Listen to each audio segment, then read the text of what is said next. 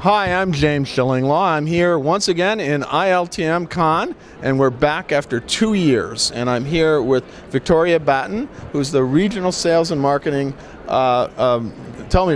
Director, my apologies, for Langham Hotels and Resorts. And we're here to talk about Langham, but also the return here to Con, and which is pretty important, and there's a lot of business being done this year. And you're going to find out about all that and more on Insider Travel Report. First of all, Victoria, it's great to see you again. It's been a long time, and we're here in Cannes. What's it like?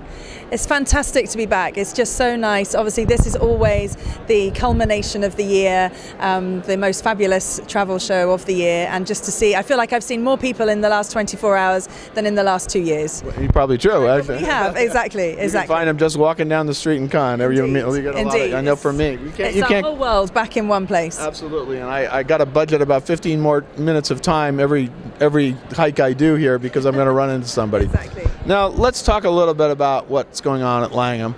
I guess the big news right now for you is Langham Boston. Tell us a little bit about what's going on there. That's right. So the Langham Boston was closed for 2.5 years to be completely renovated. We've spent a huge amount of money investing in that property, and we just opened on the 30th of June.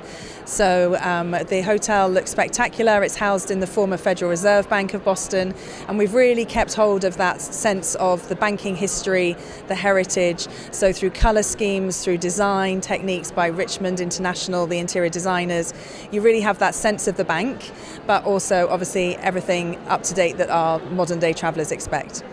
And it sounds wonderful. I got to get up to Boston to take a look at it. Then you got one of my favorites is the Langham on Fifth Avenue, and that actually property. And a few months ago, I did interview the general manager from that hotel, and he mentioned to me something I didn't know, that he hadn't actually closed during COVID. That's right. I'm actually based at the Langham, New York, and we stayed open throughout the entire pandemic.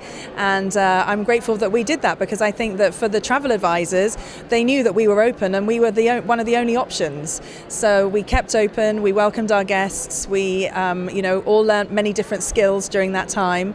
But I'm pleased to say that now we've actually had some sold-out nights. So New York is back for sure. New York is absolutely back. It's hard to get a table. It's hard to get into a hotel. Yep. The rates are going up. Fortunately for you, I mean, for a while there you get a pretty good hotel for not a lot of money. Now it's back to what it was. I think the market is allowing us to grow our ADR at this time. I'm sure that it will settle in the future as the leisure demand will soften. I'm sure we need to see the return of corporate travel a little bit to have some base business. Are you seeing any return? Because I mean, that's the one everybody says leisure's going to come back, but we might have to wait till well into next year. But then I've heard other people saying, you know what, it might come sooner than you think. I think we're definitely seeing small and medium-sized companies traveling. The larger corporations are obviously more concerned with their due diligence and perhaps any liability issues. So we are seeing a little bit of travel, but I do believe that the approval process for corporates is greatly elevated. So it's really a case of the CEO approving for corporates to travel. But we're seeing a little bit, yes. Well, that's good, because corporate travel does have to come back for properties like yours. Now, talk about some of the other properties. You got the Langum Chicago, right? That's right. At the Langham Chicago, we've done some really fun things during the pandemic, which we're continuing, such as just being able to book the swimming pool privately. So if you're a family, if you're a group of girlfriends away for the weekend, you can have your own mini pool party. The same with the cinema suite. So we just really tried to think about how guests felt about being private, knowing who else was watching the movie.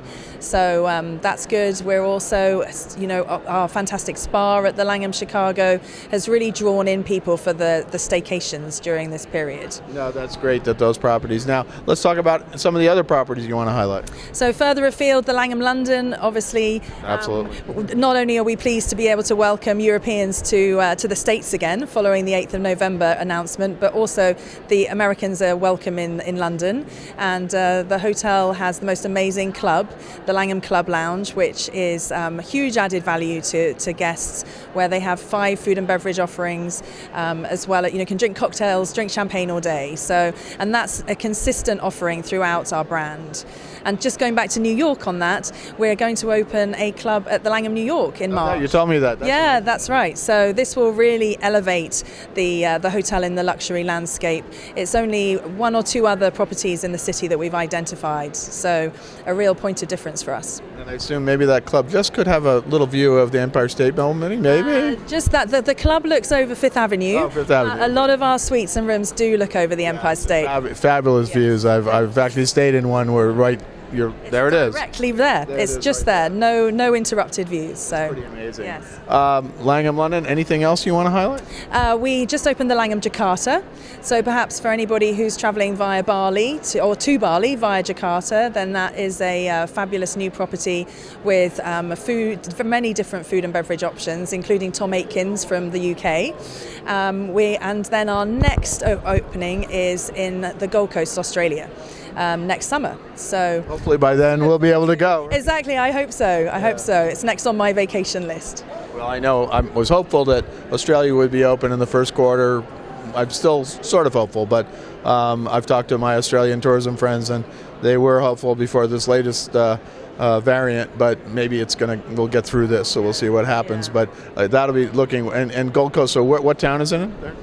It's on the Gold Coast. It's right on the Apparently it's one of the first developments in 30 years in that area. Wow. So it's a hotel tower and then also residences right there on the beach. So now we go out to about 95,000 travel advisors in the U.S. and some in Canada. What do you want to tell them about Langham today?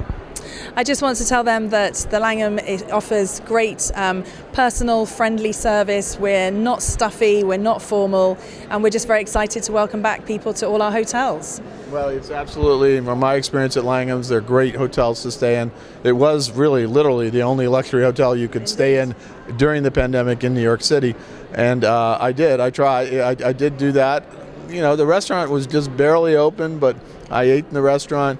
And you kind of do the COVID protocols. It was just great to be back in a wonderful environment like that. And Fiore at the Langham New York is now open 7 days a week again and is very busy. So that's one of my favorite hotel restaurants. It's a great northern Italian restaurant. Yes, and that's just testament to the city being back, and which is very pleasing after such a difficult period for all of us. Well, Victoria, I want to thank you for taking the time. I know you're busy here. It's been crazy. You can see this is the board of all the different people, all the different companies that are on 3 different floors, as usual. Everybody's back. Yeah, there are a few people that couldn't, because of the recent outbreak, didn't get here. But for the most part, it's business as usual here.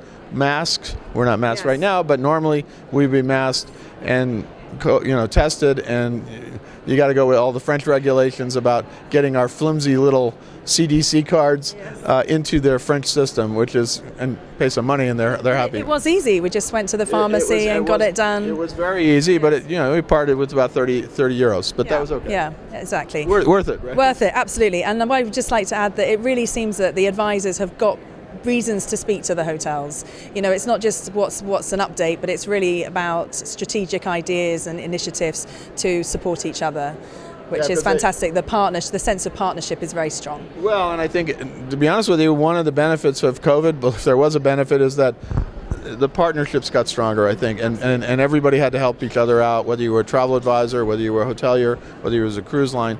Everybody had to get creative, and I think that's what they did. And now here we are, live in person, and actually starting to get those ideas realized. Yes, exactly, and that strong sense of partnership, and everybody's so pleased to see each other again, and not on the end of a Zoom meeting. No, and we're all tired of that. Believe me, it was a long time, and I'm still doing Zoom. We're still doing a few Zoom. It has its place when I can't get somewhere, but in reality, it's great to be back in person and great to see you again. Thank you. Great to see you too.